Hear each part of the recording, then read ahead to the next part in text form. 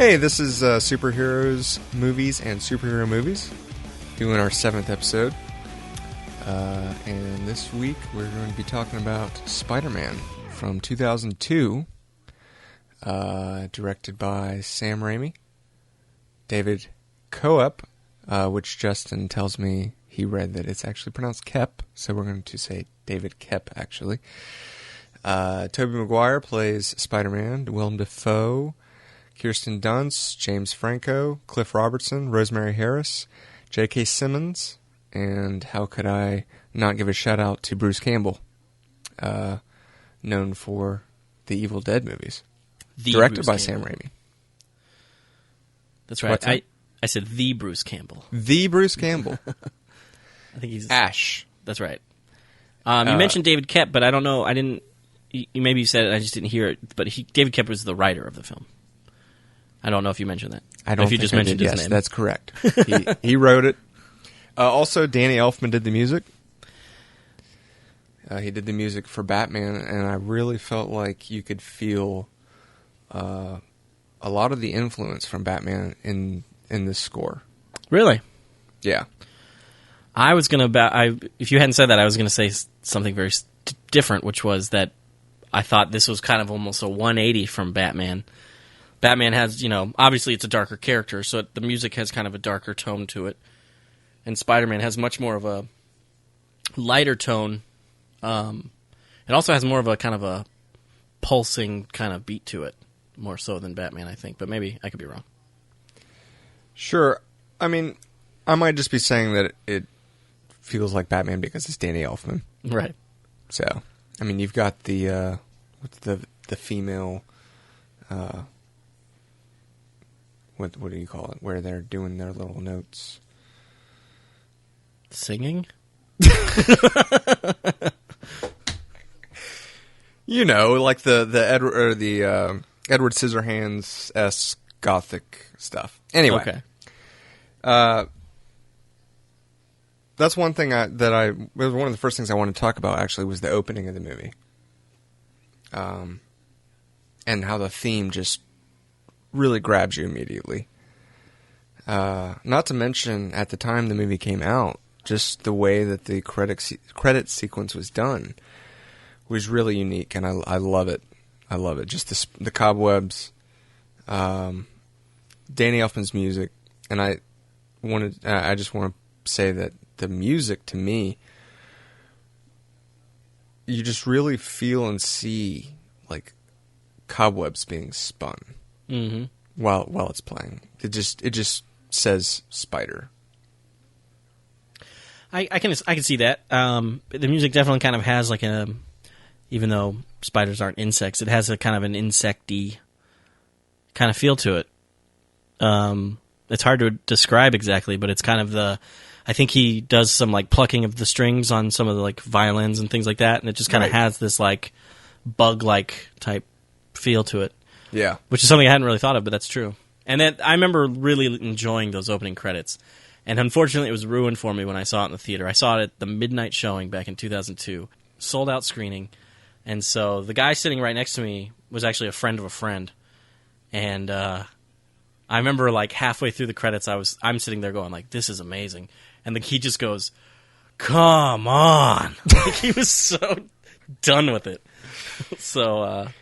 I can get that because for the longest time it is just cobweb after cobweb. Mm-hmm. But then you kind of get teased. Right. You see glimpses of Spider-Man. And stuff. You see his eye, and then you see the back of his head, and he's putting on the mask or something. And, right.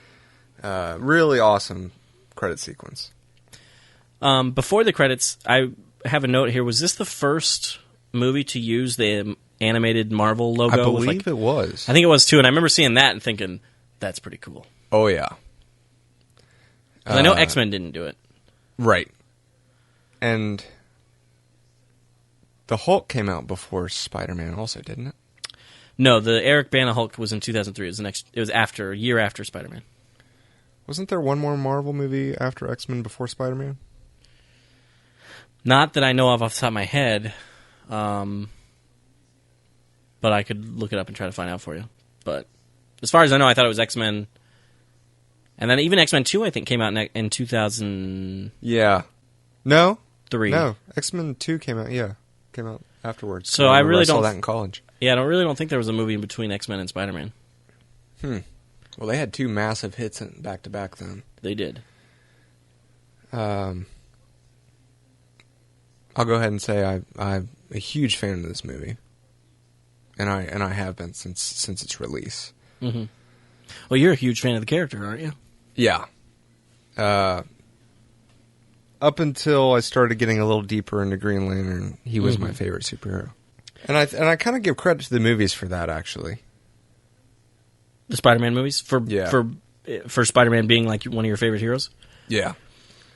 Well, I think the same could be said for me. I know I liked Spider-Man when I was a kid. I remember dressing up as Spider-Man. My mom would like paint my face when I was 18.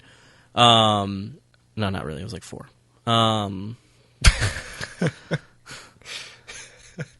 You just like nodded like it was totally normal. You're like, "Yep, 18. Yep, no, but I know I watched the Spider-Man cartoon like in the 90s, like in 1994 or whatever. Yeah. It was. But this movie, interestingly enough, was right after X-Men as well. That's very true. Yeah, X-Men was such a good cartoon, and then I didn't watch Spider-Man as regularly as I did with X-Men, but I enjoyed them both a lot. It used to be the Spider-Man cartoon and X-Men cartoon used to both be on Netflix, and I don't think they are anymore. No, I was really bummed that they took them down. They still have like Ultimate Spider-Man and stuff, but not the 90s one. And they've got like the 80s ones too, like Spider-Man and His Amazing Friends or something like that. But anyway, this movie I really, really liked a lot. And it actually sparked my interest in buying comics again, which is, I think I've mentioned on the show before that when I was younger, I didn't really buy comics. The comic, all my comics were usually kind of purchased at like the grocery store. So I didn't even really know about comic book stores. And once this movie came out, I think I bought a Spider-Man action figure, and it had a logo on the back that said like find your closest comic book store. It was like a number you could call or a website you could go to. It was like a directory. And so I found out that I had like 2 or 3 comic book stores near my house. And so I went, and then that's when I started kind of buying comics again. I probably didn't start off buying them every week, but I would go every now and again and get some comics, and then eventually I started buying them every week. And then I had to stop because it was too expensive. Right. And I really miss it. My first memory of Spider-Man was when I was probably 6 or 7. It was Christmas. I was a big Batman fan, Superman. I think that was it. X-Men hadn't really taken off for our generation yet. But my parents got me a Spider-Man toy, and I don't remember it, but they said when I opened it, I kind of looked at it and then looked up at them and was like, who's this? So they took it back. Oh, wow. They returned it? Yeah, they returned it, and I believe it was the Spider-Man with the suction cups on his hands. Oh, okay, so you could like attach them to the wall. Yeah. That's funny. I had a Spider-Man action figure, but it's just one of those... It's Spider-Man, Superman, Batman. Those 3 characters, I never remember hearing about them for the first time. It's like it's just as if I've always known about them. It's like they've always been in my brain somehow. And I don't know if, I know my dad read comics as a kid, so maybe he bought me like a Spider-Man action figure one day, or he kind of got me into watching a Superman cartoon or something. I have no idea, but I've just like always known about who Spider-Man, who Batman, and who Superman were. Another memory I have is being at McDonald's, I think around that same time, and I guess they were having like a kids' meal toy thing with them, but they had like a TV on the... This was way before flat screens. I mean, they had like a TV sitting on the counter that was probably like 13 inches. But it was playing the Spider-Man cartoon. Probably Spider-Man and His Amazing Friends. Because there was nothing else. And that I remember he was like mixing chemicals in his lab or something. And that was the first time I think I really took note of who Spider-Man was. That's cool that you can pinpoint it like that. Right. Well, I still didn't get into him for a long time. Right, and right. Really, it was like you said, the cartoon after the 90s cartoon. Right.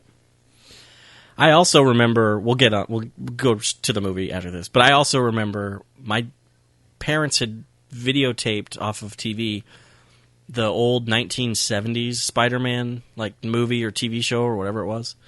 And I remember watching that a lot. So I thought that Spider-Man was pretty cool, even though looking back on it, he was not very cool. I think I rented that movie before the cartoon came out. Oh, yeah? And I knew who Spider-Man was at that point, but yeah, I think I liked it too. But man, looking back, it's like, wow. It's really, really... How did that even get released? But I do remember loving it. I watched it all the time, over and over again. So, that being said, what do you think of Tobey Maguire as Spider-Man? There's a lot of complaints about Tobey Maguire as Peter Parker, and I love him as Peter Parker. Mm-hmm. I don't know if that's because, aside from the TV show and movie, live action, that it was the first time that we had seen Peter Parker, and he did it for me. He was a nerd. He wasn't as much of a nerd as I kind of feel they were trying to make him be in the movie. Like, in the very, very beginning, he's at the voiceover, and he was like, I wish I could tell you that was me when you see Flash Thompson. And then you see, like, the big kid eating, like, a jelly donut, and he's like, I'd even take him. And then you, like, see Tobey Maguire running outside, and you're like, no, you're fine, man. But everybody treats him like he's this huge nerd. And so I wish they had kind of made him a little, like, maybe just in Tobey Maguire's performance, or maybe even maybe giving him some, like, a different haircut or something. I don't know, like, but made him just, like, a bit more nerdy, or more of a believable reason for why people wouldn't want him sitting next to you on the school bus. But maybe it's just because all the cool kids really pick on him, and so none of the other kids want to have anything to do with him. But I think it deals more with his reputation. That could be, I guess.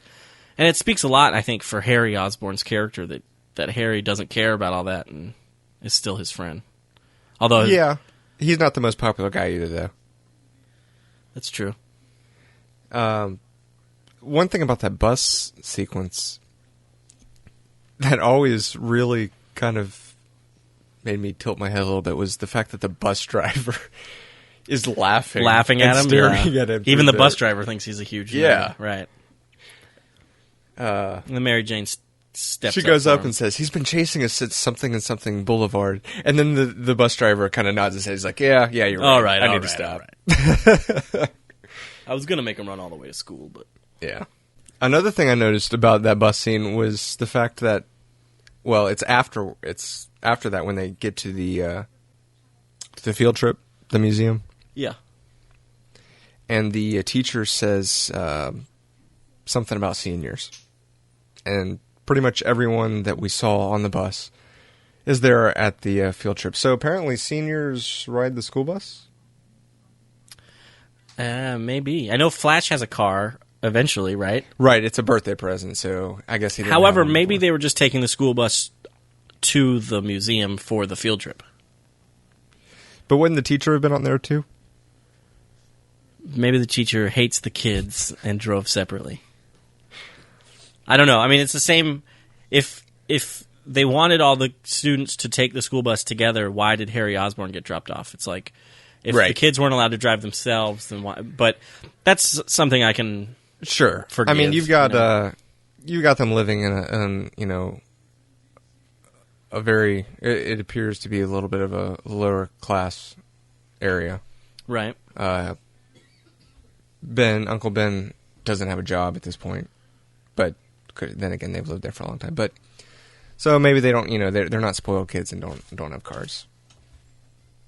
Very could be. Flash does have a car though, because he does get one. That's true, and it's a nice one. Right. Flash, by the way, I didn't realize this until I watched it this time around, because I guess I haven't watched this movie in a while.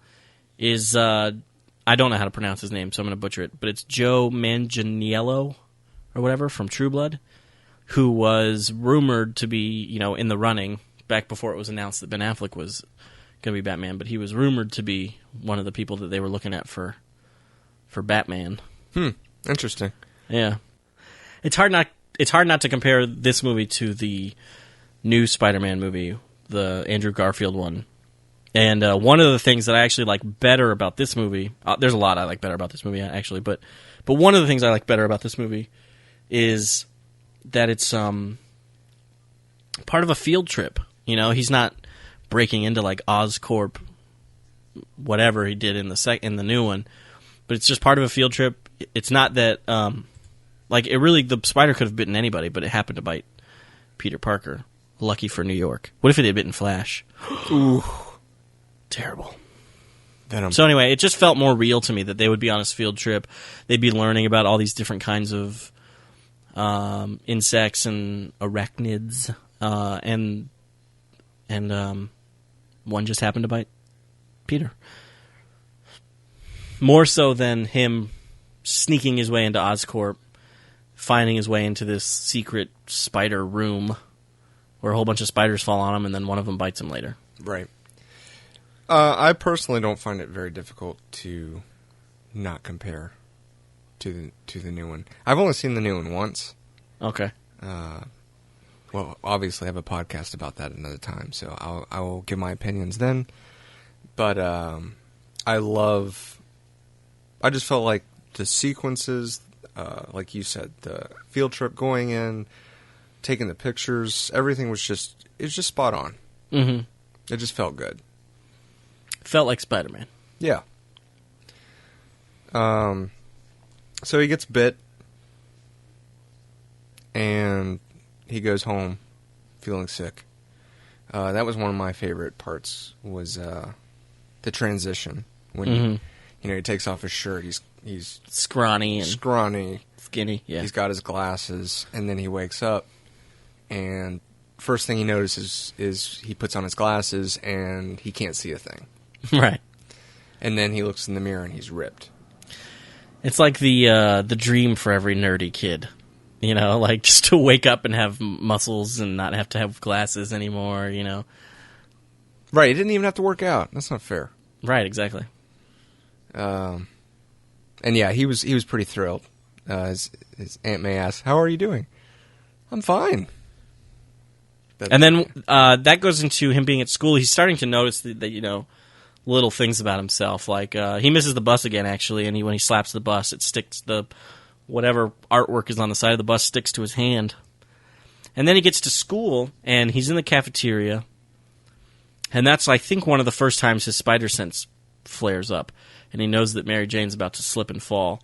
And he catches her, and then he catches all the food on the tray perfectly. And I've read somewhere, I don't remember if it was IMDb trivia or what, that he did that for real, but watching it this time, I'm like, I have a really hard time believing that, unless that tray just has some sort of like super glue on it. Because everything, the thing that really makes me not believe it is the apple. The apple hits that tray and then just does not move. And I feel like that apple would have rolled off or something, or bounced or something. Right.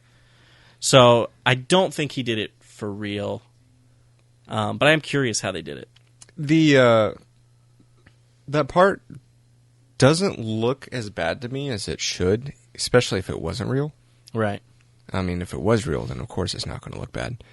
But you can sense that it like you said, it doesn't feel like it could be real. Right. But it didn't look. It doesn't look bad. Right. It's a fun little part that happens. It's but for some reason it always sticks out because I think I can't remember where I read it, but I read that they actually did that, and I was like, I don't think so. So if Sam Raimi could call us in and let us know. Yeah, that'd be awesome. And of course, in that scene, he has his first instance with the web. Right, and I love that. I know that a lot of Spider-Man fans were upset that it's an organic thing, that it comes out of his arm, but I think it makes perfect sense. And it's actually... I like the web shooters, but it just seems much more believable to have it just be a part of him. Yeah, I completely agree with you. There is a lot of backlash about that, or there was when it came out. Right. But I agree. It makes more sense. His DNA has changed. Spiders produce their own webbing. Right. Exactly. So I was cool with it. And that's kind of, and that leads on to the scene afterwards, where he's on top of the building and he's trying to figure out how to shoot it out. I mean, that's one of my favorite scenes. Yeah, it's a good scene, and you couldn't do that with web shooters. Go web. And that was cool too because he's doing the metal thing. Yeah, and that's for laughs. But if he hadn't done that when he turned his hand around, he probably never would have gotten his fingers in that position. Right. And that's what triggered it. It's very true. But I remember laughing pretty hard at that. When he puts the index finger and the pinky out, and then he just rocks his hand up and down. It's pretty funny. Yeah. That's one of my favorite parts too, is when he actually swings and hits the wall. Uh-huh. And then for some reason it just cracks me up every time. He hits the wall, and then it straight cuts to him running back home. Yeah. But also, it's nighttime. It was day when he was doing the web. But that just shows... I'm assuming that he was out swinging all day Exactly. long. Yeah. He's been having a ball all day. Yeah.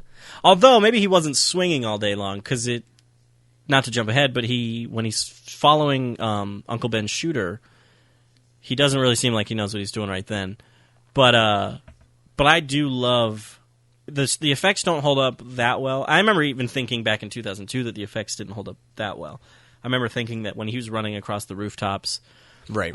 It looks a little cartoony, but when he first learns that he can crawl on the wall, and he looks down, and then he woohoos, like, you can't help but smile and just have like fun with him while he's doing this stuff, Right.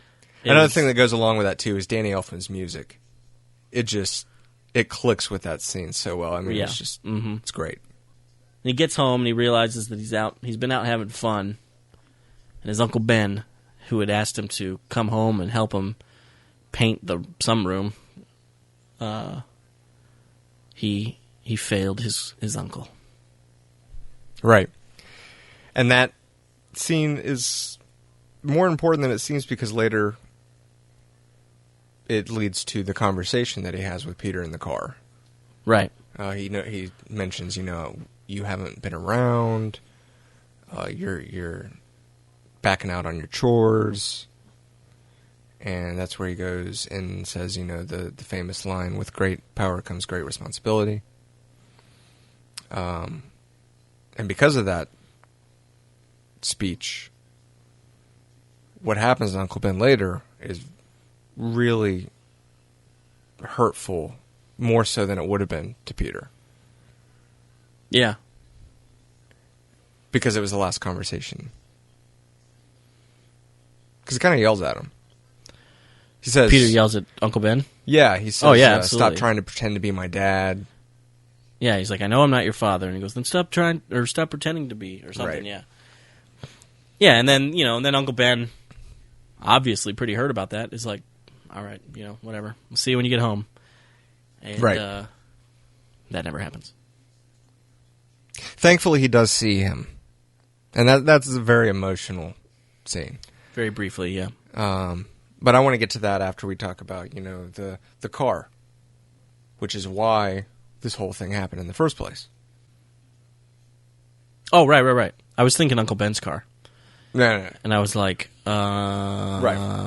I know the car. Little trivia about Uncle Ben's car is that it's Sam Raimi's own personal. Oh, really? Car. It's been in, I think, all of his movies except for maybe one or something.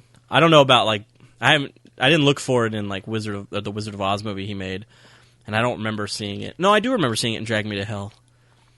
But even it's been in it was in the first Evil Dead. It's been in Evil Dead 2. It's been in Army of Darkness.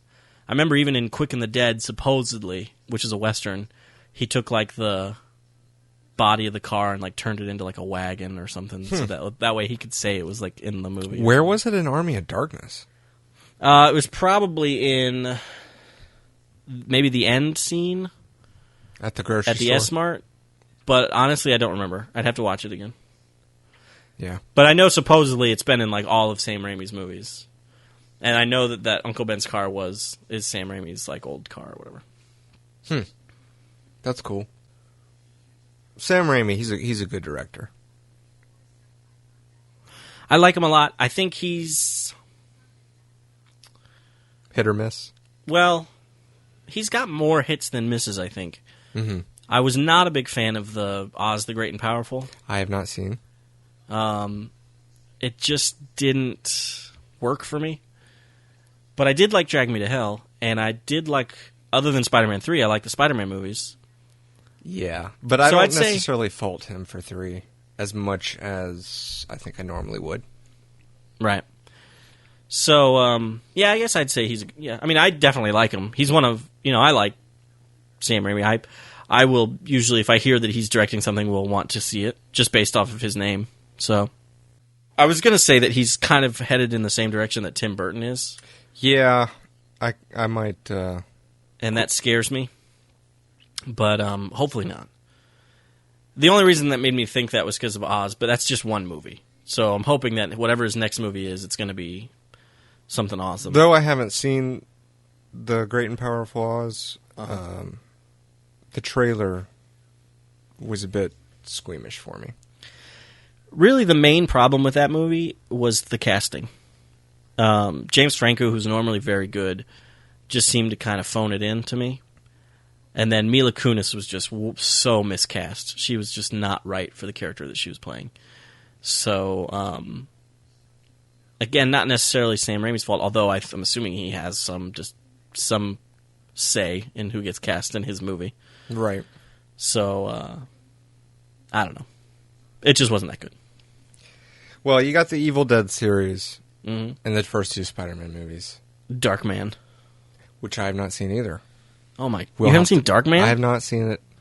Dude, that movie's awesome. That's what you've told me, and we'll have to do a podcast on it sometime. Have you ever seen A Simple Plan? Nope. That's a great movie too. You ever see The Gift with Cate Blanchett and Hilary Swank and Keanu Reeves, Giovanni Ribisi, I think. Can we stop asking me if I've seen movies I haven't seen? Because Well, I haven't seen that one either. You've got some homework to do, man. I think The Gift is on Netflix. Okay. I don't know about A Simple Plan. But both of those are really good movies, and both of those are Sam Raimi movies. I've seen Drag Me to Hell. What'd you think? It was good, but I felt like it got a little bit more praise than I gave it. I gotcha. Maybe it was hyped up too much before you saw it. It can got a happen. lot of praise. Yeah. Back to Spider-Man.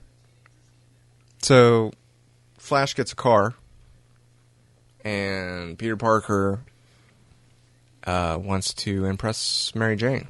Speaking of Mary Jane, there's a lot of complaints about Kirsten Dunst playing Mary Jane. What do you feel about her? I thought she was fine. I agree. I think she's especially good in this movie. I think by Spider-Man 3, she's bored with being in the Spider-Man movies, and she kind of phones it in. Or, you could just kind of tell that she doesn't really want to be there. She'd rather be off doing something else. But in this movie, I think she was pretty good. I thought she was fine. Yeah, I liked her okay. I mean, from what you hear, people absolutely hate her as Mary Jane. And Well, it's just one of those things where you can never please the fans, it seems like. I remember, there was some behind-the-scenes photos of the Shailene Woodley or whatever, who was going to play Mary Jane, but then I guess got cut out of the new one, Amazing Spider-Man 2. And people were raising a stink about her, too. And, it's just like you can't please anybody. well, I kind of agreed with that one because my wife watches or used to watch Secret Life of the American Teenager. Is she on that? She's like the main character. Did you see The Descendants with George Clooney, though? She was really good in that movie. That's the only thing I've seen her in, because I don't watch The Secret Life of a Teenager. Oh, that was up for an Oscar, wasn't it? Descendants won an Oscar for Best Adapted Screenplay. Oh, there you go, yeah. But she was really good in it. So I feel like my only thing about her was I thought maybe she was a little too young to be playing Mary Jane. But other than that, I thought she'd be fine. I gotcha. Well, but I know, like in the comics, especially in the like later comics, like when this movie came out and I started buying Spider-Man comics, in the Spider-Man comics, Peter Parker was no longer a photographer; he was a teacher, and he was married to Mary Jane, and Mary Jane was a model. And so I feel like I think a lot of people just don't think Kirsten Dunst was pretty enough to be Mary Jane.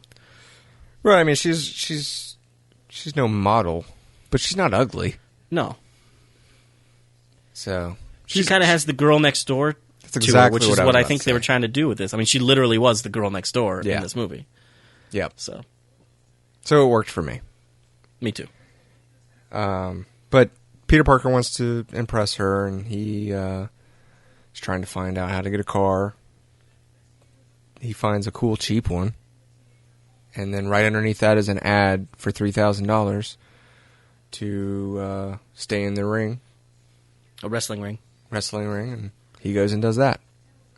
Yeah, you can. If you can survive 3 minutes in the wrestling ring, you can get $3,000. Which had Randy Savage. Macho Man. Did he die? He died, didn't he? But I don't think Maybe I'm so. wrong? I hope not. You keep talking. I'm going to look it up. Okay. And the sequence before that was really cool, too, because another thing that said in the ad was costume, color is a must kind of thing. Oh, yeah, and that was something I was going to say. I felt like right after he sees that ad and he sees the costume, color is a must, he starts sketching out his costume. Right. And at the end of this little montage, we see, a really nice drawing of Spider-Man, the Spider-Man that we all know and love. Right. And I feel like maybe that final sketch, at least from that montage, should have been shown later, because that's not the costume he wears to wrestle in. Yeah, but I think Macho Man Randy Savage died in 2011. Really? He was 58. Yep. Oh, that's sad. No more Slim Jim commercials. Nope. But I think Peter Parker was kind of getting a little bit ahead of himself, and he didn't have time to make that astounding costume, and he just threw on a red ski mask, and of course that's the scene with Bruce Campbell, who was awesome in it. Bruce Campbell, yeah. I mean, it's one of the things that I like about these Sam Raimi movies is that you're pretty much guaranteed to see Bruce Campbell in it somewhere, and he's in all 3 Spider-Man movies, and he's fun. He's fun to watch. He seems like a cool guy, and he gets the privilege in this movie of naming Spider-Man. That's right. He asked for his name, and he says the human spider, and he's like, the human spider? That's the best you got? That sucks. And then I loved how he threw in the Amazing Spider-Man. Yeah, that was cool. That's a nice little yeah nod to the comics. So yeah, Bruce Campbell, you seem like a cool guy. If you want to reach out to us too, yeah, let us know about that. We will not care. Around this time is Norman Osborn.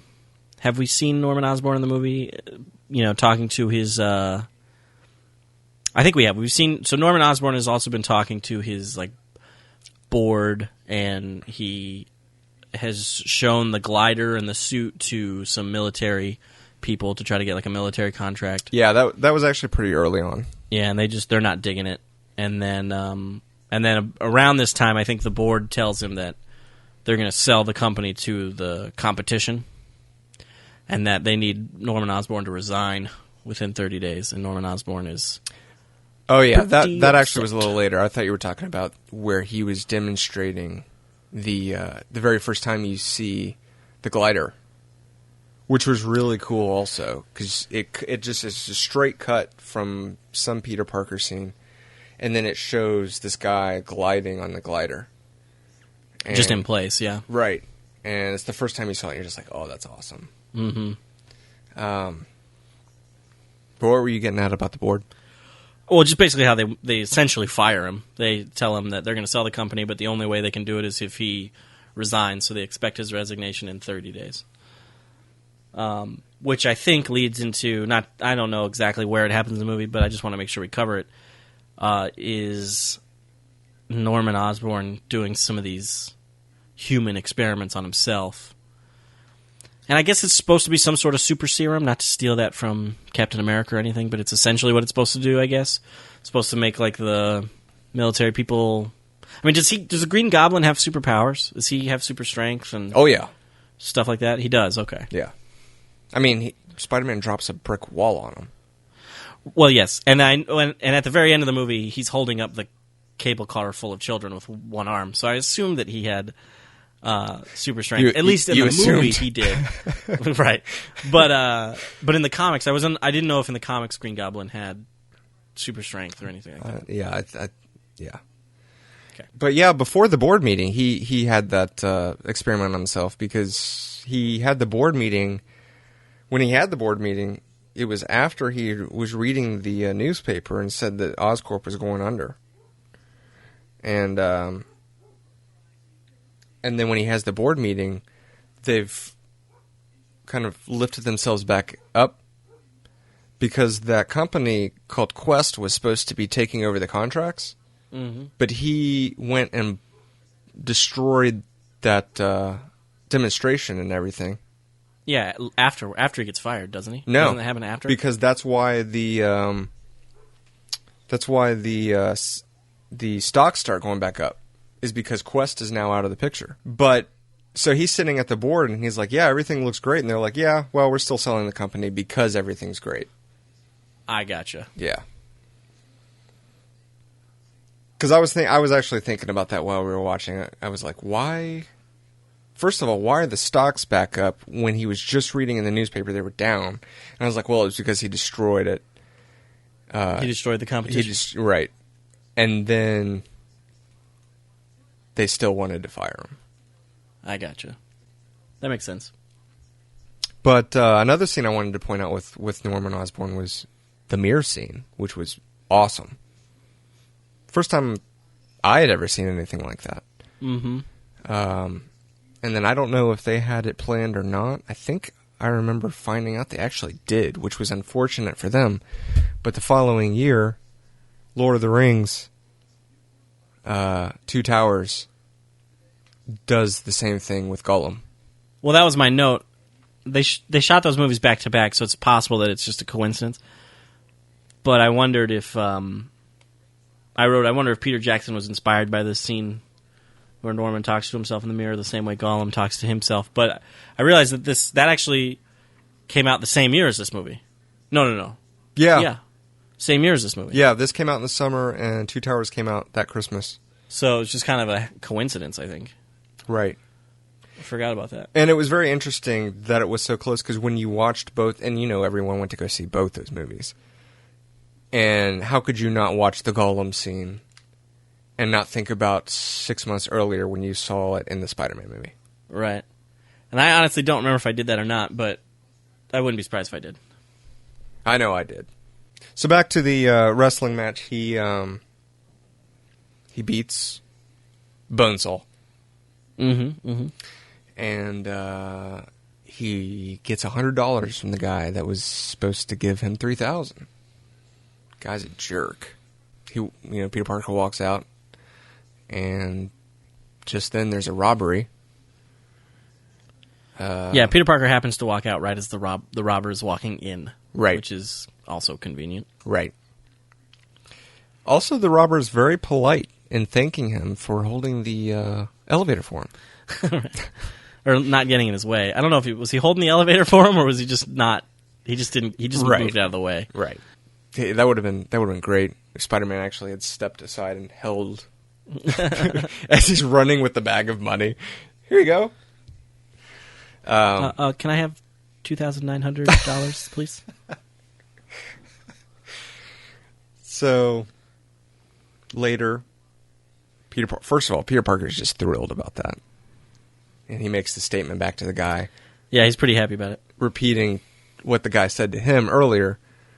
I don't know where, or I forgot where. I don't see how that's my problem, or something like that. Yeah, and you could tell he got a nice chuckle out of that one. But because of those actions, and later in Spider-Man 3, they say it's not the case, which I choose not to go with. Right. But the guy shoots his uncle. Well, no, that's not true. In Spider-Man 3, they do... The police say that it was Flint Marko who actually shot Uncle Ben. But then later on, when they talk to Flint Marko, it really is the other guy, but Flint Marko was, like, there. Oh, really? Yeah. And, like, didn't want him to shoot anybody, but he did anyway. Which is just silly. Like, Flint Marko is nowhere in this movie at all, so I don't know why they decided to do that. But... I'm pretty sure that they were trying to spark some anger for Peter Parker towards... Sure, absolutely. Right. Which was stupid. Why can't he just be trying to save the city like Spider-Man does? Right, well... But anyway... We'll save Spider-Man 3 for... Right, this is about the first Spider-Man, so... I loved the scene where he catches up to the guy, and they're in that, like, abandoned building. Mm-hmm. And that's another thing that felt kind of Batman to me. And I remember thinking that in the theater. It was so dark, and you had, like, the spotlights. Right. And then you have him, like, falling out of the window, and the spotlight's on the window, and Peter and Spider-Man steps up to the window, and it just had a very Batman vibe to me, like an 89 Batman. Right. Well, it's similar to a scene in Batman Returns, where Penguin and Catwoman are trying to frame Batman, and they push the, I can't remember what they call her, like the Ice Princess or something. They push her off the building, and Batman lunges out to try to grab her, but he misses. And so from down below, it looks like his arms are extended like he just got done pushing her. Now, I'm not mistaken that Peter Parker did not have anything to do with him falling out of the building. He literally tripped backwards and fell through the window himself. Correct. I mean, they couldn't have Peter Parker killing the guy, because then he's not a hero anymore. Right. So yeah, I think Spider-Man takes off his mask, and then it's the spotlight. The spotlight kind of comes down, and you see, as an audience member, we can kind of already tell who it is, but Peter Parker hasn't been able to get a good look at the guy, and the spotlight hits his face, and he sees that it's the guy that he just let go, and if he had just captured the guy in the first place, Uncle Ben would still be alive. And Peter Parker is really just too shocked to do anything in this moment, and the guy steps backwards. Peter Parker may have done something like kind of start to yell or step towards him or something. But the guy steps backwards and he catches his foot on a pipe and he trips out the window. Yeah. Now, Peter Parker could have saved him by maybe, webbing him, but whatever.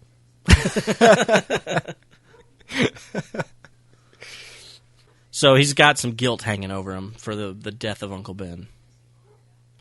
And I'm sure those words are just, ringing through his ears. With great power comes great responsibility. And already he hasn't done that. He hasn't shown great responsibility with his powers. So. Right. That was a very irresponsible thing that he did. Letting the bad guy go. Sure. Yeah. And also he mentions to Aunt May, that he had a fight with Uncle Ben. Mm-hmm. And he feels really bad about that. I'm really torn with that scene. When he goes and finds Uncle Ben on the ground. I mean, that's just a very emotional scene. Tobey Maguire does a really good job showing his sadness with that one. Yeah, Tobey Maguire really before this movie, the only Tobey Maguire movie I think I had seen was Pleasantville. Yeah, me too. So I really didn't know. I mean, this movie really kind of showed that he is a good actor. Mm-hmm. He's able to play the superhero really well, but he's also able to bring the emotion to it that needs to be, brought. I do remember, and this is just because it's a PG-13 superhero movie, so again, it's a forgivable sin. But I do remember thinking that they should have added a little bit of fake blood or something to Uncle Ben, because they say he's been shot, and you never see. No, he's got blood on his coat. I don't think he does. I'm positive, because I actually noticed it this time. I was looking for it this time, and I didn't see anything. That's impossible. He doesn't have a gunshot wound in his torso or anything. It's like right by. It's like at his heart. I'm looking it up right now. Do that. I am. Good. I'm right. Let's bet money. I'll bet you a quarter. Okay. Yeah, you're right. Where's my but quarter? it looks like a shadow. I can see how you'd think it was a shadow, I guess, but there's no hole in his coat, that's for sure. So what'd you think of J. Jonah Jameson? You know, when I saw the movie for the first time, I had actually forgotten about the J. Jonah Jameson character, and then the first time you see him in the movie, he's holding up the newspaper over his face while he's talking, and then he lowers it, and he looks just like J. Jonah Jameson from the comics and the cartoon, and I remember being like, oh yeah, that guy. Yeah. And then the way he spoke and everything, like he is J. Jonah Jameson in this movie. Like he was perfectly cast. He performed it perfectly. I can't imagine another character or another actor playing that character. And I know that one day we're going to have to. It'll probably be recast whenever they introduce J. Jonah Jameson in the new Spider-Man movies. And I'll be very intrigued to see who plays it and how he plays it. But I can't imagine it'll be better than J.K. Simmons because I thought he was just perfect. Yeah, I had the same thing. I had forgotten about him too, and when he just shows up, it was perfect. I love how when we first see him, I mean, there's just so many great little gags with J. Jonah Jameson in this movie and even in the second one. But I remember in this movie, it makes me laugh every time I see it, is when J. Jonah Jameson, his secretary is like, your life's on line one. Your wife is on line one. And he just picks up the receiver and hangs it back up. Just like doesn't care. Yeah. He's got more important things. When he's leaving when Peter Parker's leaving the office, he says something about like. Is he talking about paying him? Right. Is Peter Parker like asking for money? When he's leaving, he wants a job, and he says, "Meat. I can give you some Christmas meat. That's the best I can do." Yeah, he's awesome. He adds a lot of comic relief to the movie, but he does it really well. It's not cheesy or anything. But yeah, I mean, you love the character, but he's a total jerk. Right. And I found it interesting when the scene where Green Goblin comes in and blows up the office and picks him up, is choking him, trying to get him to tell him who takes Spider-Man pictures. He doesn't give up Peter Parker, who he doesn't. Yeah, supposedly sitting right there. Right. And you'd think he would. You'd think he would just give him right up. That guy right there. That guy standing right over there. First words out of his mouth, but he doesn't. So Goblin doesn't even finish his sentence. He's like, "Who takes?" He's like, "That guy. That guy does it right there." That's totally his character too. Yeah. He. Another thing that he added to was the speed talking. I really liked that because I mean he didn't do that in the animated '90s cartoon, but he didn't. The character in the animated series, whoever voiced that character, has a similar tone that J.K. Simmons had. They have a kind of the same gruff tone, but J.K. Simmons definitely added the fast speech, which I thought was a good little addition because it's a newspaper, it's a fast paced journalism world that he lives in. Yeah, so I don't think sense. he would have stood out. His performance would have stood out as much if he hadn't added that. Right. Have you seen For Love of the Game? Kevin Costner movie where he plays a pitcher for the Detroit Tigers. Well, it's a Sam Raimi movie, and J.K. Simmons is in it. And it came out before this movie, so I wonder if J.K. Simmons and Sam Raimi kind of developed a friendship of sorts, and or maybe he just knew how good J.K. Simmons was and recommended him for the part or something. I have no idea. Yeah, but that's a good movie. You should check it out. Yeah, I will. I don't know if you like baseball movies. Well, I mean, you've got Field of Dreams, so. Oh, that's true. You've got some Sam Raimi homework to do. Yes, I do. The only J.K. Simmons movie I can remember seeing is, besides, of course, Spider-Man, is Juno. Right. Which he was really good in that, too. Yeah, but also very different from J. Jonah Jameson as well. Right. The first time I noticed, this was the first time I noticed the Stan Lee cameo Where's the Stan Lee cameo? I didn't notice it this time. Oh, is it? No, he's in the parade scene? Yeah. It's so like a quick. vendor or something? He doesn't have a line, which is how I like his cameos. Yeah, it's really quick. It's like half a second, and he's like saving some girl. But I had never noticed it before. I don't think. That's right. That scene's right after the board scene, so we can. If there's anything you want to talk about, I do want to say. Well, that's the first time that Spider-Man and Green Goblin encounter each other. That's a pretty important scene. Yeah, it's a very important scene. There's a note I wrote about it, and it was, Green Goblin is, I guess you could say, like the evil half of Norman Osborn's personality, and he destroys quests so that Oscorp will do better. And then once he gets fired, he decides to go after the board members. Right. Now, that being said, I'm sure something would probably pop up along the way that would have upset Norman Osborn's evil half. But I wrote a note and said if Spider-Man hadn't intervened at the parade, granted a lot of people would have died, but I wondered if Green Goblin would have just disappeared or if he would have continued to wreak havoc in some way.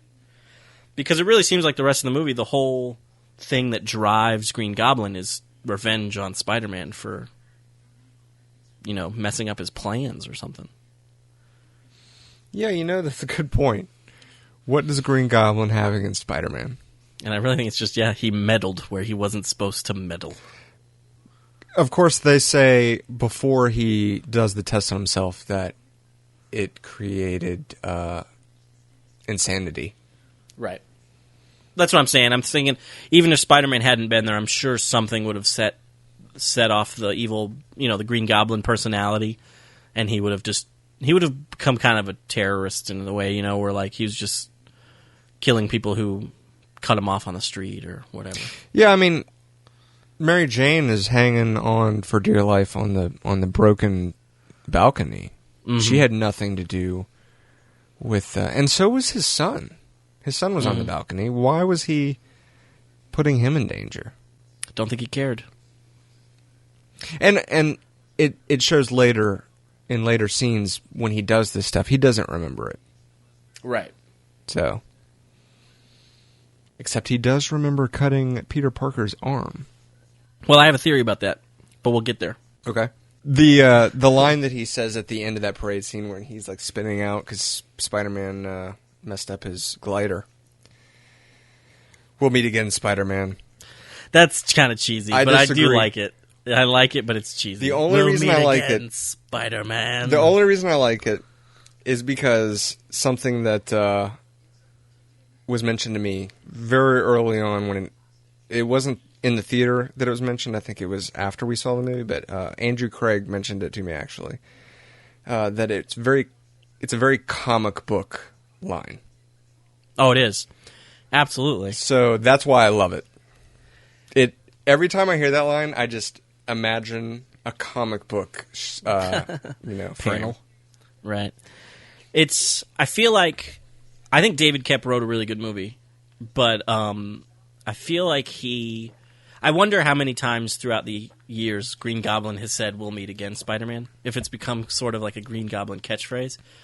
Because there's three things I noticed in this movie that almost don't fit, but like had to be in the movie, I feel. And one of them is that, "We'll meet again, Spider-Man." The other one is Mary Jane saying "tiger." Just because I know she says that in the comics. And then the third one was when Spider-Man is fighting Green Goblin in the burning building, he calls him Gobby. And I know that like Spider-Man probably calls Green Goblin Gobby in the comics, but this was like the second time they met, and he's already got like a little nickname for him. Right. Yeah. I actually never picked up on that. I don't remember him calling him Gobby in the movie. You want to put money on it? No, I'm up already. I believe you. We'd be even. I wouldn't have to mail you a quarter. So, do you want to talk about the arm? That's jumping ahead a bit. But it's after the fight scene with Spider-Man and the Green Goblin in the burning building, which I actually really enjoy that scene, even though it's kind of ridiculous that Green Goblin is just hanging out in this burning building, posing as a screaming woman. Just hoping that Spider-Man, I guess, will show up. Well, you know what, though? I'm assuming he set the fire. Exactly. Yeah. And every time I see that scene, too, I forget that. And I think the exact same thing you brought up. I'm like, why is he in the burning building? Just hanging out. But right. he probably started the fire. I'm sure he did. As a way to lure Spider-Man there. Because Spider-Man responds to all fires. Always. He is the fire department. I wrote a note that I said that fighting the burning building was probably a pain in the butt to shoot. I imagine it was really hot. I mean, granted, the building wasn't obviously burning, but they had real fire, it looked like, on set and everything, so imagine it was not the most fun. But anyway, in that altercation, he is cut by one of Goblin's, like, knife gadget things, whatever you want to call them. I think that's the correct term. Knife gadget thing? Yeah. So he's cut on his forearm, and then, quite conveniently, again, Norman Osborn and Peter Parker are on their way to a Thanksgiving dinner with Harry Osborn, Mary Jane Watson, and Aunt May. And I think you said that Norman knows who Spider-Man is once he realizes that once he sees Peter Parker's cut. Right. And you wondered how he remembered it. I don't think he's Norman Osborn in that scene. Ooh. I think that's the Green Goblin personality. And I have a couple of reasons why. Okay. And one of them, which is a kind of a stretch, but it's because he puts his fingers in the sweet potatoes and marshmallows. I love that. Every time I see that, I think Norman Osborn is more of a respectable person. He wouldn't just go digging his fingers into the sweet potatoes. And he's so mad. He's so mad at Aunt May for slapping his hand. I don't think that's the Norman Osborn side of his personality. That is a good point. I think he's Green Goblin. I always thought that was just Sam Raimi's humor.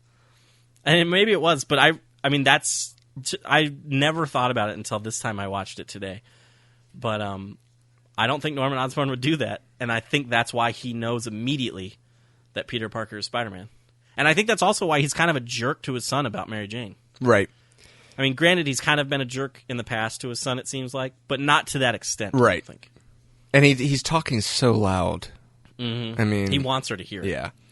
I love how Mary Jane gets mad at Harry.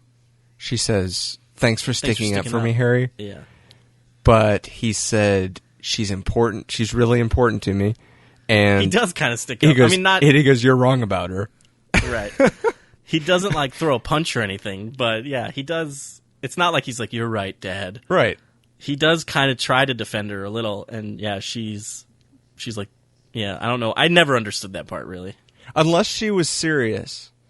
Because maybe she was like, thanks for sticking up, but I'm leaving because I've been so hurt by what you're doing. It definitely sounded sarcastic. I agree. And then he snaps at her and says, you know, I hope I can be half as the man that my father is or something. So, yeah, weird. I think he tells her she needs to learn to shut her mouth or something. Yeah. So it's obvious, you know, the relationship is over at that point, probably. And, of course, the audience is rooting because Peter Parker... We want Peter Parker to be with Mary Jane. He's had a crush on her since he was 6. And I think we have passed an iconic scene in the film. Well, let's go back. Which is where Peter Parker has kind of run into Mary Jane on the street, and they talk for a bit, and then she leaves because she has to go on a date with Harry. And as she leaves, Peter Parker notices that a couple of guys are kind of eyeing her and then start to follow her down the street. And so he quickly changes into his Spider-Man costume and starts beating up the bad guys. And there's one thing in that scene that I really don't like, and I think it's because Kirsten Dunst broke character. She didn't stay in character for just like a take or something. I don't know. But he's beating up the bad guys, and there's a shot where they cut to Mary Jane, and she has to dodge left for one body that gets thrown into a window, and then she dodges right for another body that gets thrown towards her. And you can just tell in that shot that she's laughing. Oh, really? She thinks it's really funny, yeah. And then it cuts back to Spider-Man, then when it cuts back to her, she's serious again. She's kind of scared / enthralled by Spider-Man. And so I was like, I really wish they had used either another take or not put that in there, because it's so evident that she's laughing. Right. And it bugs me every time. That's funny. That brings me to the scene where Peter Parker and Flash were fighting in the school. And this is the first time I noticed this, but there's this kind of like heavyset, total comic book nerd looking guy in the background. And after Peter Parker punches Flash, like, you know, everyone in the hall is just like jaw dropped. Right. And then it cuts to everyone walking away, and the nerd guy is like clapping and smiling. Oh, like yeah? Finally someone was able to stand up to these guys. But then it cuts back to Mary Jane, and he's in the background still, and he's shocked again. Oh, really? Yeah. So it's just an extra being not a very good extra? Yeah. But I never noticed the Kirsten Dunst laughing thing. Yeah, you should check it out. I mean, it's just real quick, but she's got a huge smile on her face. It looks like she's laughing pretty hard. And then like the next shot, she's got a serious face on. So it bugs me. But then right after that is the iconic upside down kiss which is fantastic. Which was whoever came up with that idea was good job. It's one of those memorable. I mean, when you see that picture, you know what it's from. Mm-hmm. And if you were asked to describe scenes, you know, memorable scenes from Spider-Man, that's going to be one of the ones that's mentioned. Oh, yeah, absolutely. Something to think about, too, is in that Thanksgiving scene, how is Peter Parker still bleeding? Well, I mean, Harry Osborn has gone, changed his clothes, brushed his hair, and picked up a fruitcake. And true. Peter Parker is dripping blood from his ceiling.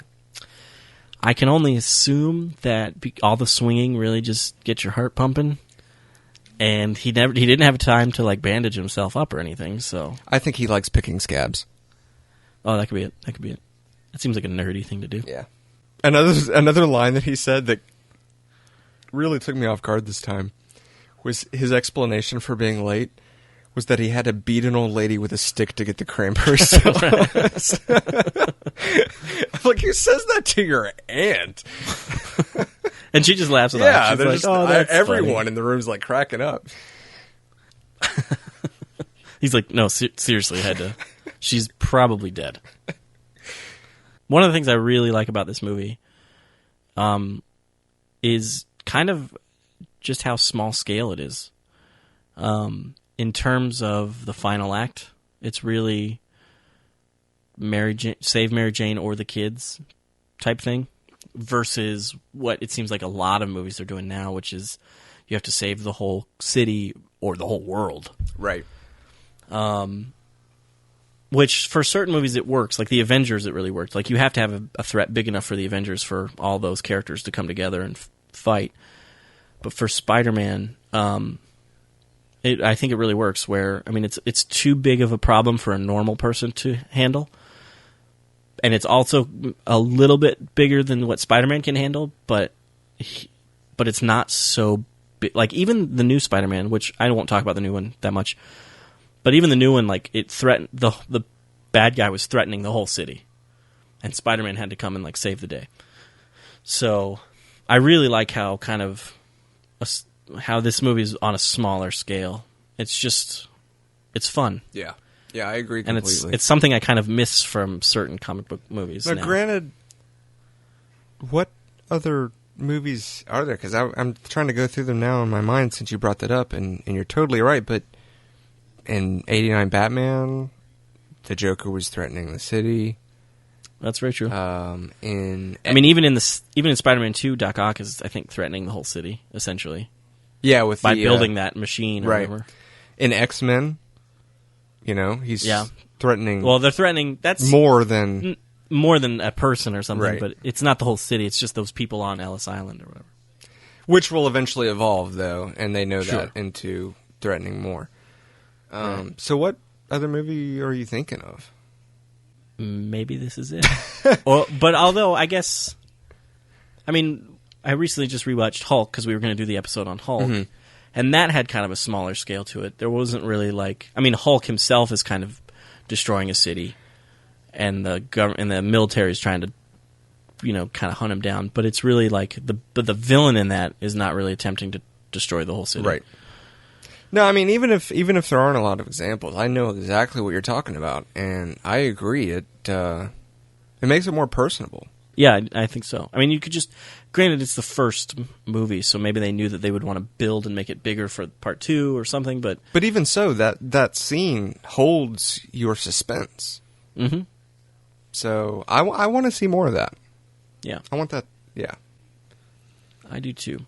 Although I do kind of have to compare the ending of this movie to the ending of Batman Forever, because it's almost the same situation. It's, Batman has to choose between saving Robin or saving Nicole Kidman's character, Chase Meridian.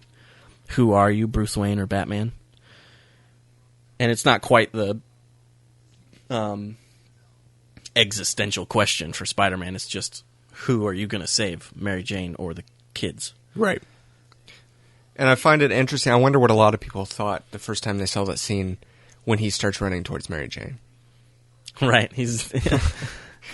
Oh, poor choice. Oh. What is he doing? He's no superhero. I think in the back of all of our minds, we assumed that he was going to try to save both. Of course. And it makes sense to save her first, because there's a big cable that he can grab onto off the kid's car, whatever you want to call that. Right. And that's a really strong web, by the way. Very strong. I mean, it almost peels off. And 2 or 3 times. Yeah, and then like the few strands left that are holding it on there are able to support the falling car and sustain it. I mean, there's a couple of slow motion shots in that scene that I just forgot how good they were until I was watching it again this time. I'm pretty sure like Green Goblin is coming towards Spider-Man, and he punches Spider-Man, and it goes into slow motion, and he lets go of that cable. And so the car starts falling, and he's like reaching out to try to grab it. And it's, even though I've seen it 100 times, it's still like kind of suspenseful, and I just thought it was really well done. I thought Sam Raimi did a great job on that final scene. Yeah. Which goes... Well, that's not even really the final scene, but it's... Well, I mean, it is. It's part of the final act. I mean, there goes into a big fight scene with Green Goblin after this. Yeah, but I mean, it's a transition. I mean, he takes Spider-Man from the bridge and then throws him into that building. So it's essentially the same scene. Just and that's actually the last note that I wrote. Right after he gets thrown into that, I guess, another abandoned building, he throws a bomb in right after, and it blows up right in Spider-Man's face. And my note was, that bomb should have killed him. Because it happens like 3 inches from his face, it seems like. Yeah. He's not bulletproof. He's not Superman. But even still, I really enjoy that fight scene. It has a lot of Sam Raimi flares to it. Right. There's a lot of kind of like quick pans and zooms and things like that to it. But it's a lot of fun. Yeah, you mentioned the slow motion shots on the bridge, and there's a lot there too where he's getting punched, and his mask is, ripped to shreds. That's probably why they did the explosion. They wanted to have the scene where you see Peter Parker's face. Mm-hmm. You're reminded that there is a human being under that mask, and then you still have part of the Spider-Man mask, which is really cool. I loved how they did that. Yeah, I did too. I thought it looked really good. But you just see him getting just beaten to shreds by Green Goblin, and it's kind of hard to watch. It is, yeah. He's just he's a kid, right? And that's another thing too that I've read recently about complaints about Tobey Maguire was that he wasn't young enough to play Peter Parker. But watching it now, I mean, I think people are kind of thinking of Tobey Maguire as he is today. He was pretty young looking. He was kind of young looking in this movie. I think by the third movie he was starting to look a little older. Yeah. And that's one thing that I think they did pretty well, in the new movies. Andrew Garfield really does kind of look like a high schooler. Right. But no, I agree. I think he looks young enough. He definitely looks a little bit more college-aged in this movie than a high schooler-aged. But they do that anyway. He graduates from high school. He's still young. Yeah, of course, yeah. So. I agree. One of the things I didn't mention about, one of the things I love about Spider-Man, and it's just kind of a silly thing, is I thought, Spider-Man was created by Stan Lee and Steve Ditko, right? I believe so, yes. And I thought they were genius in giving him a mask that covers up his entire face. I don't know exactly when Spider-Man was created or who all came before, but I know Batman and Superman came before. And in Batman, you could see the lower half of his face, essentially, and Superman shows his whole face. And so I thought it was really kind of smart that they put him in a costume where you can't see, a single inch of his body. Right. You can't tell if he's, what race he is or anything like that. He's got a great disguise. I recently watched the Stan Lee story, which is a documentary about his life. And they go over the creation of Spider-Man, but I can't remember. It seems like they did talk about why they chose to cover his entire face and stuff like that, but I can't recall what it was. I'll have to check it out. It was good. I mean, that's essentially the end of the movie, and then Norman Osborn is really kind of accidentally kills himself, essentially, so his last dying wish is for Peter not to tell Harry. And on one hand, I guess it's respectable that he does do what Norman asks him to do, but on the other hand, it's like, you are kind of a murderer. I think your son should know. But Spider-Man chooses to not tell Harry, and so he delivers the body to the Osborn mansion, and then that kind of sets up the whole storyline that's obviously going to be continued in a sequel, that Harry thinks Spider-Man killed his father.